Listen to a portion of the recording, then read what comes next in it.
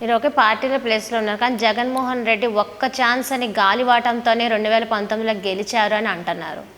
మరి ఇప్పుడు పరిస్థితులు ఎలా ఉంటాయి? చాలా బాగుంటాయమ్మా పరిస్థితులు. ఎందుకంటే ఒక్క ఛాన్స్ అని ఎందుకు అడిగారంటే, ఆ రోజున చంద్రబాబు నాయుడు గారు 14 సంవత్సరాల సీఎంగా ఉండి ఎన్నో కష్ట నష్టాలు గురి చేశాడు. ముఖ్యంగా ఎస్సీ ఎస్టీ బీసీ మైనార్టీలు చాలా చాలా బాధలు పడ్డారు ఆయన పరిపాలనలో. అంతేకాకుండా చంద్రబాబు నాయుడు గారికి ప్రకృతి కూడా సహకరించిన పరిస్థితి అమ్మా. ఎందుకంటే ఆ రోజున వర్షాలు లేవు, వర్షాలు ఉన్నాయి కదా. ఆయన చంద్రబాబు నాయుడు గారు సీఎంగా ఉన్నప్పుడు వర్షాలు లేవు. వర్షాలు లేని పరిస్థితిలో మరి ఎక్కడ పడితే అక్కడ రైతులు ఆత్మహత్య చేసుకునేవాళ్ళు, మరి పశువులు కూడా చనిపోయి ఎంతో ఆర్థిక ఇబ్బందుల్లో మరి రైతాంగం కూడా చాలా బాధపడింది.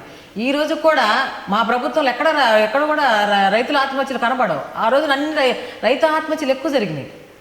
అలాంటి టైంలో కూడా ప్రతి వర్గం కూడా బాధపడుతున్న పరిస్థితిలో జగన్మోహన్ రెడ్డి గారు తన తండ్రి మరణానంతరం ప్రజల యొద్దకు వెళ్ళి వాళ్ళ కష్ట నష్టాలు తెలుసుకోవాలి అని చెప్పి జగన్మోహన్ రెడ్డి గారు పాదయాత్రలో అనేకమైన కష్టాలు పడుతున్న ప్రజల గురించి తెలుసుకొని నవరత్నాలు అనే కార్యక్రమాన్ని మరి ఆ రోజునే మైండ్లో పెట్టుకొని మరి ఏ రోజైతే మరి జగన్మోహన్ రెడ్డి గారిని ప్రజలందరూ దీవించి ఒక్క ఛాన్స్ అని అడగటానికి కారణం ఏదమ్మా, ఒక్క ఛాన్స్ ఇస్తే మరి రాష్ట్రాన్ని అభివృద్ధిలోకి తీసుకొచ్చి ఎవరైతే మరి గతంలో బాధపడ్డారో, ఎవరైతే మరి ఇబ్బందులు పాలయ్యారో అలాంటి పరిస్థితి తేకూడదనే ఉద్దేశంతోనే జగన్మోహన్ రెడ్డి ఒక్క ఛాన్స్ అడిగారు.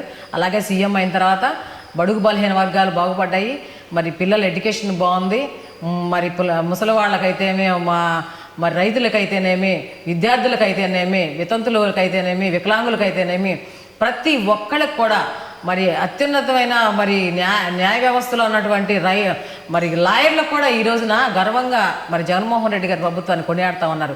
ఒక వర్గం అని కాదు, ఒక కులం అని కాదు, ఒక పార్టీ అని కాదు. ఈ రోజున ఆ ఒక్క ఛాన్స్ ప్రజలు ఇవ్వటం వల్ల జగన్మోహన్ రెడ్డి గారు ఈ రోజున అందరికీ న్యాయం చేస్తూ ఉన్నారు. అది మేము గర్వంగా చెప్పుకోగలుగుతాం.